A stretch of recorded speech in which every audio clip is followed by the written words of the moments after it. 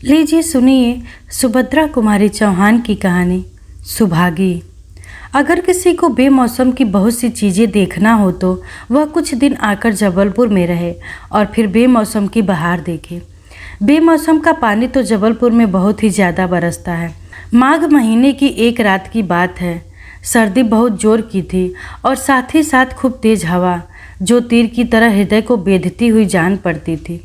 बादल तो इधर कई दिनों से थे, किंतु आज शाम को तेज तूफानी हवा के साथ जो पानी बरसा था वह बरसात के दिनों की ही याद दिला रहा था। इस समय पानी तो बंद था, परंतु बिजली का कड़कना, बादलों का गरजना और हवा का तूफान तेजी पर था, जैसे शाम को था। इस समय वही मौसम था जिसमें मैं बहुत घबराती हूँ। ऐसे आंधी पानी और तूफान में मुझे डर भी बहुत लगता है। कोई विश्वास न करेगा, पर मैं सच कहती हूँ, जब ऐसा अधड़ उठता है और मेरे बच्चे घर से बाहर रहते हैं तब मेरे मन में यही आशंका बनी रहती है कि कहीं ऐसा न हो कि इस आंधी में मेरा कोई बच्चा उड़ जाए। ऐसा हो नहीं सकता, यह मैं अच्छी तरह जानती हूँ, परंतु फिर भी मैं घबराती हूँ। कोई काम नहीं कर सकती, कुछ लिख पढ़ नहीं सकती, यहाँ तक कि एक जगह बैठी भी नहीं रह सकती। एक अजीब तरह की बेचैनी बनी रहती है और जब तक बच्चे लौट कर नहीं आते वह शांत नहीं होती। हाँ, तो मैं माघ महीने की एक तूफानी रात की बात कर रही थी। शाम से ही आंधी पानी का जोर था। मेरी आंखों की नींद और बच्चों की याद दोनों में होड़ तो रोज ही लगी रहती थी और पराया यही होता भी था कि नींद के सामने बच्चों की याद ही विजयी हुआ करती थी। ऐसे मौसम में तो मुझे वैसे ही नींद कम आती है, फिर जब बच्चों की याद आ रही हो तो नींद भला कैसे आ सकती है। जब बादल बहुत ज़ोर से गरजते और बिजली कड़कती है तो मेरी आंखों के सामने महीनों पहले का एक दृश्य आ जाता है। बरामदे में एक तरफ मेरा पलंग और उसी से सटी हुई मेरे नन्हे की खाट, जहाँ बादल गरजे, बिजली चमकी और मेरे नन्हे ने पुकारा, अम्मा। बादल तो बहुत ज़ोर से गरजते हैं, मुझे डर लगता है। माँ, तो अपना हाथ मेरी खाट पर रख दो तो मैं सो जाऊँ। मेरा नन्हा आज इस समय भी वही कहीं सोया होगा।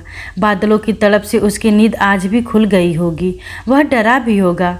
उसे रात में शायद याद न रहा हो और उसने माँ कहकर पुकारा हो, परंतु एक ही शहर में रहकर उसमें और उसकी माँ में कितना अधिक अंतर है। मेरे हृदय में प्रबल वेग के साथ एक तूफान सा उठा। मैं फिर बैठ न सकी, उठकर टहलने लगी। इसी समय मुझे बरामदे में किसी मनुष्य की छाया सी दिखी। मैं कुछ घबराई और डरी, फिर तुरंत ही ध्यान में आया कि यह तो जेल है, यहाँ चोर कहाँ से आ सकेगा। सिकचों के पास जाकर पूछा, कौन है बाहर? मैं हूँ बहन जी, उत्तर मिला। मैंने देखा बाहर बरामदे की जाली से सटी हुई सुभागी खड़ी है। मैं उसके बहुत पास तक चली गई और मुझे ऐसा जान पड़ा कि सुभागी रो रही है। मैंने कहा, सुभागी, इतनी रात को तुम सर्दी में क्यों अकेली खड़ी हो? कोई तकलीफ तो नहीं है? तकलीफ क्या होगी बहन जी, सुभागी बोली। उसका स्वर कांप रहा था। ऐसा लगता था कि अपने अंतर से उठते हुए किसी प्रबल आवेग को वह दबा रही है। नींद नहीं आती है, आप भी तो नहीं सो पा रही हैं, यही मैं देख रही थी। सुभागी ने अपने वाक्य को पूरा किया।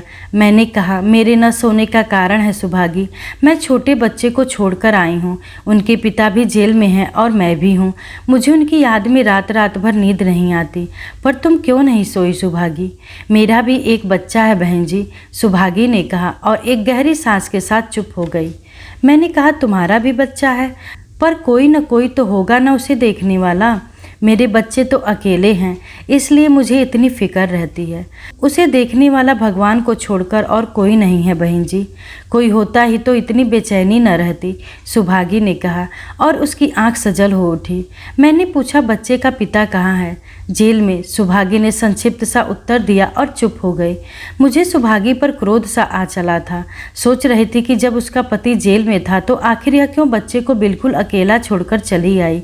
बच्चे के प्रति भी इसका कुछ कर्तव्य है। माना कि इस परवाह में बह गई, पर क्या तब बच्चे को बिल्कुल भूल गई थी और अब रात खड़े खड़े बिताया करती है। मैंने रूखे स्वर में पूछा, जब तुम्हारा पति जेल में था और तुम्हारे बच्चे को देखने वाला कोई न था, तब तुम्हें जेल आने की क्या पड़ी थी? तुम्हारे एक के न आने से क्या फर्क पड़ जाता? मैं अपने मन से नहीं आई, मुझे तो जबरन पकड़कर लाए हैं, सुभागी ने बतलाया।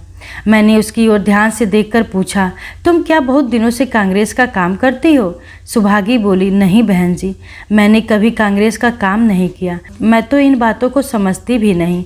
मेरा आश्चर्य बढ़ चला। मैंने पूछा, फिर तुम्हें पकड़ा कैसे है? सुभागी ने कहा, कैसे पकड़ा? क्या कहूँ बहन जी, बात यह थी कि मेरे पति और थानेदार से एक बार किसी बात पर कहा सुनी हो गई थी। तब से अदावट मानता था और इसी से आंदोलन के उठते ही उसने पकड़वा दिया। अब वह घर में थी, मैं अकेली और वही 9 साल का मेरा बच्चा। थानेदार आचरण का अच्छा नहीं है। उन्हें जेल भेजकर वह मेरे पास आया, कहने लगा, सुभागी तुम्हारे आदमी को पकड़ ले जाने का मुझे दुख है, पर हमको तो हुक्म तामीली करनी ही पड़ती है, जैसे ऊपर से हुक्म आया किया। पर सुभागी तुम किसी तरह तकलीफ न उठाना, रुपए पैसे से मैं तुम्हारी मदद करता रहूँगा। जब तुम्हें कुछ ज़रूरत हो तो घर पर आ जाना या कहलवा भेजना, मैं खुद चला आऊँगा। बहन जी, उसकी इस बात का अर्थ मैं समझती थी। मैंने कहा, अब आबरू न बचेगी, यह किसी समय भी आकर मेरा पानी उतार सकता है।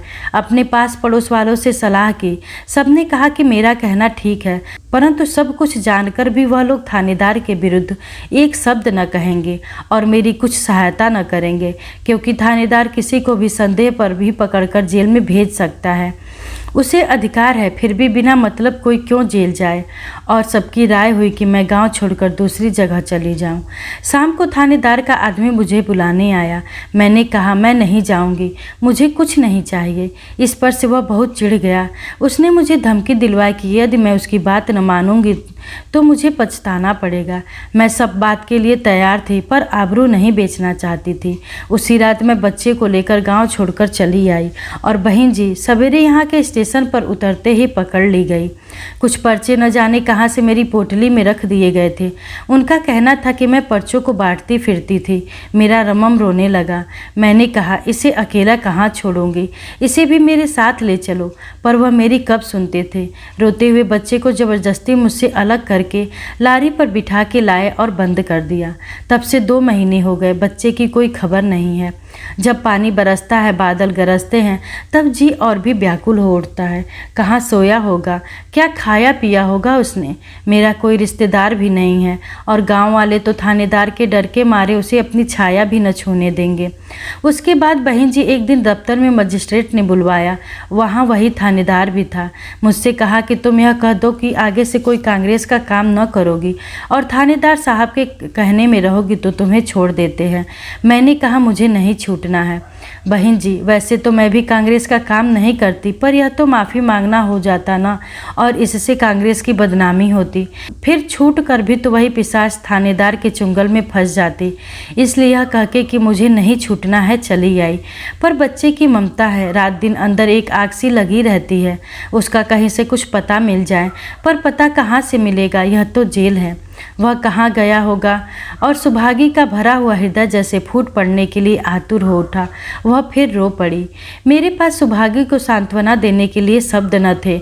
उसका दुख कितना तीव्र है, उसकी कहानी कितनी करुण है, उसे क्या कह के समझाऊं। बच्चों के लिए हृदय कितना व्याकुल होता रहता है, यह मैं जानती हूँ। फिर भला सुभागी को जिसका बच्चा स्टेशन पर जबरदस्ती उससे अलग कर दिया जाता है, मैं क्या कह के समझाती। यह सोच रही थी कि मेरी बच्ची ने जागकर मुझे पुकारा और बिना कहे ही मैं उठकर अंदर बच्ची के पास चली गई। उसी प्रातःकाल 11 बजे मैं टाँके पर नहाने गई। नहाकर कपड़े धो रही थी कि तभी सुभागी भी आई। वही मुरझाया सा चेहरा और बुझी बुझी सी आंखें। मेरा हृदय सुभागी के दुख से दबा जा रहा था। मैं उसकी तरफ देख भी न सकी कि इतने ही में जमादारी ने लाकर मुझे एक पत्र दिया। पत्र मेरे बच्चों का था और कपड़े धोना भूलकर मैं पत्र पढ़ने लगी। पत्र समाप्त करते करते एक बच्चे ने लिखा था, अम्मा, हम लोग छोटे छोटे हैं तो हमने एक छोटा सा नौकर भी रखा है और तुम्हें जानकर आश्चर्य होगा कि इस लड़के के माता पिता भी इसी आंदोलन में पकड़कर जेल जीवन बिता रहे हैं। इसका नाम रम्मू है। अच्छा सा लड़का है माँ, और हम लोग उससे नौकरों सरीखा व्यवहार भी नहीं करते।